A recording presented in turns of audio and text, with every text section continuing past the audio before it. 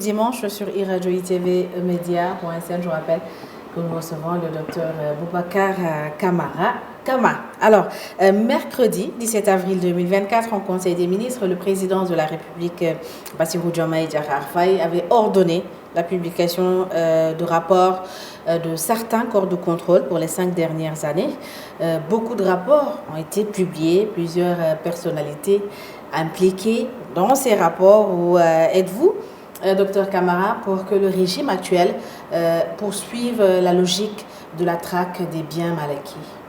Oui, moi j'ai été souvent frustré, j'étais inspecteur général d'État, j'ai souvent été frustré par le fait qu'après un rapport et tout, ça finit comme ça, quoi, comme de l'eau de boudin.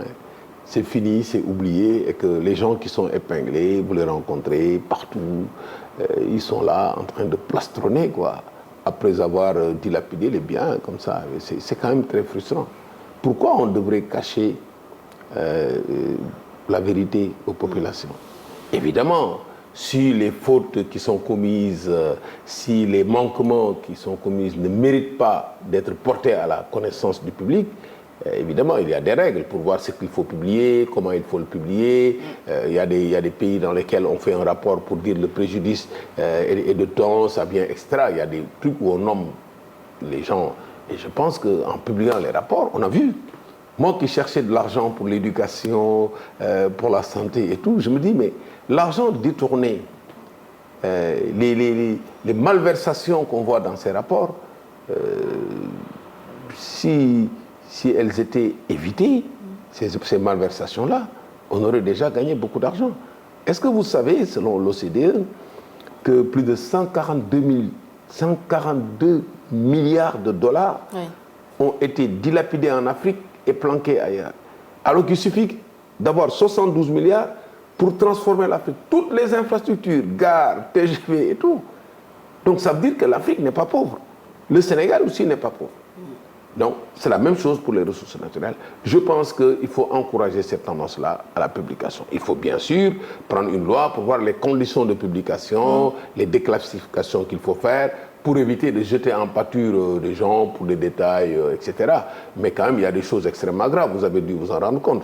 Et ça aussi, c'est un signe positif. Il faut saluer cela, il faut l'encourager. Il faut l'encourager. Est-ce qu'en allant dans une reddition des comptes, comme c'était le cas lors de la deuxième alternance, on ne va pas encore vers une victimisation d'une certaine classe politique qui va dire qu'elle se sent persécutée? Non, mais quand vous ne faites rien, vous ne pouvez pas vous sentir persécuté. Ceux qui se sentent... Mais comment? Vous prenez l'argent du peuple et vous dites que vous êtes persécuté. Si vous n'avez rien fait, on publie. Après, ça vous gêne? Mais si vous avez fait, ou bien on vous a... C'est contradictoire. On vous dit, vous avez fait ça. Vous dites, non, oui, on sort les éléments. C'est contradictoire. Donc, ce qui est publié, ça fait l'objet d'un processus contradictoire. Sinon, ce n'est pas bon. Sinon, le rapport n'est pas bon. Oui. Donc, mais si vous dilapidez en pensant que ça ne sera jamais su, mais c'est votre affaire. C'est parce que vous ne connaissez pas, ne savez pas comment le monde fonctionne. Le besoin de changement, le besoin d'équité, la pauvreté des populations, le besoin de voir la transparence. Mais ce qui a manqué au régime précédent, c'est quoi? C'est deux choses. Le respect des populations et la transparence. Mais ce besoin, c'est comme de la nourriture. Les gens ont besoin d'être respectés. Les gens ont besoin que leurs biens soient gérés dans la transparence. Ça, tous les gens qui font la politique et qui ne le comprennent pas, ils n'ont qu'à aller à la retraite. La retraite politique, ce n'est pas une question d'âge. C'est une question d'être au diapason de comment fonctionne le monde. Aujourd'hui, les gens ont besoin que le bien public soit géré dans l'intérêt des populations.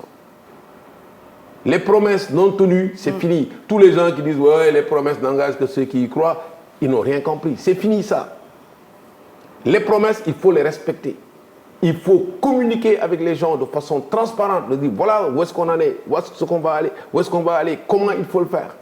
Voilà nos difficultés. Moi, c'est comme ça que je conçois la politique.